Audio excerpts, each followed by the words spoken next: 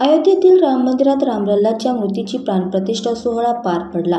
पंतप्रधान नरेंद्र मोदी यांच्या हस्ते विधिवत प्राणप्रतिष्ठा करण्यात आली. यावेळी त्यांच्यासोबत राष्ट्रीय स्वयंसेवक संघाचे प्रमुख मोहन भागवत, उत्तर प्रदेशचे मुख्यमंत्री योगी आदित्यनाथ तसेच उत्तर प्रदेशाचे राज्यपाल आनंदीबेन पटेल हे गर्भगृहात उपस्थित होते.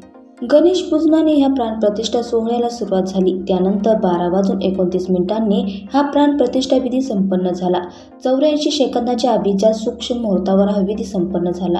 प्राणप्रतिष्ठा संपन्न झाल्यानंतर हेलिकॉप्टरच्या माध्यमातून अयोध्येतील राम मंदिरावर पुष्पवर्षाव करण्यात आला.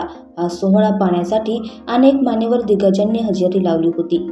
कर्नाटकातील अरुण योगीराजांनी रामलल्लाची प्रतिमा साकारली आहे. रामलल्लाची मूर्ती दागिन्यांनी सजलेली आहे. डोक्यापासून पायापर्यंत अनेक दागिन्यांनी मूर्ती सजवण्यात आली आहे. त्यांच्या हातात सोन्याचे धनुष्य आणि बाण आहे. कपाळाला सोन्याचा तिलक लावलेला आहे.